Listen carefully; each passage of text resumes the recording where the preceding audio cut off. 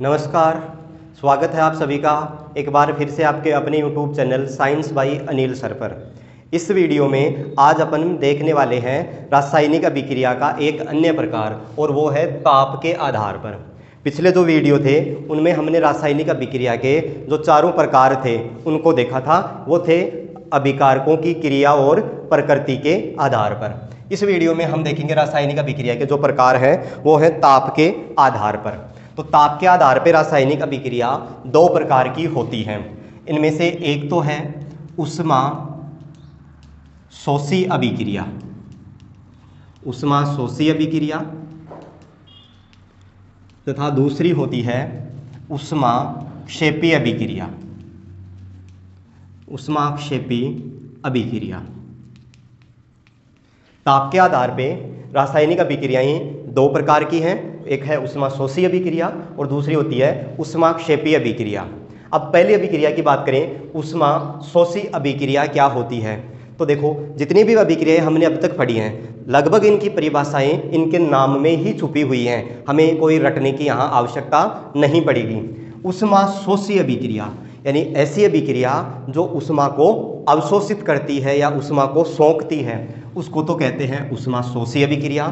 दूसरी है ऊष्मा क्षेपी अभिक्रिया, यानी जो ऊष्मा का उत्सर्जन करती है उसको ऊष्मा क्षेपी कहेंगे। तो दो ही प्रकार की अभिक्रिया है, जिसमें अगर ऊष्मा अवशोषित की जाती है उसको ऊष्मा शोषी कहेंगे, और जिसमें ऊष्मा का उत्सर्जन होता है उसको ऊष्मा क्षेपी अभिक्रिया कहते हैं। तो पहली अभिक्रिया लिखते हैं ऊष्मा शोषी अभिक्रिया, ऊष्मा शोषी अभिक्रिया।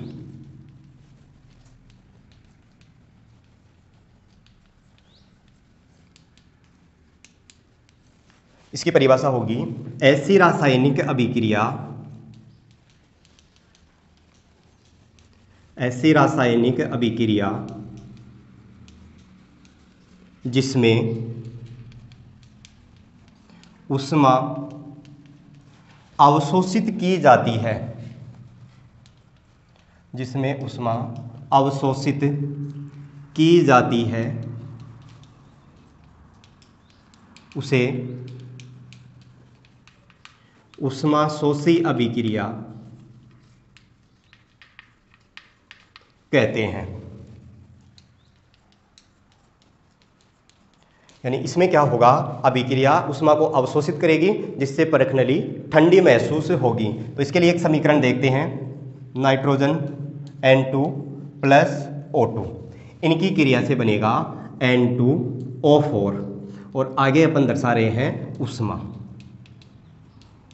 माइनस का, यहाँ पे ये साइन दर्शा रहा है कि ऊष्मा को इस अभिक्रिया में अवशोषित किया जा रहा है, यानी ये ऊष्मा शोषी अभिक्रिया है। अब ये हमारे पास समीकरण आ गया। अगर हम उन चार प्रकार की अभिक्रियाओं में से देखें तो हमें पता लग रहा होगा कि ये कौन से प्रकार की अभिक्रिया है, जिसमें दो अभिकारक मिलके एक उत्पाद बना रहे हैं। इसका मतलब ये संयोजन अभिक्रिया है। समीकरण को संतुलित करें तो अभिकारक में नाइट्रोजन के 2 परमाणु, उत्पाद में भी 2 परमाणु हैं।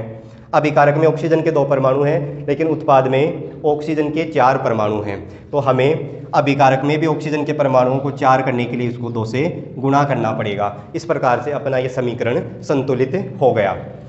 ये तो हो गई पहली अभिक्रिया, ऊष्मा शोषी अभिक्रिया। इसके बाद दूसरी अभिक्रिया देखते हैं, ऊष्मा क्षेपी अभिक्रिया, ऊष्मा क्षेपी अभिक्रिया।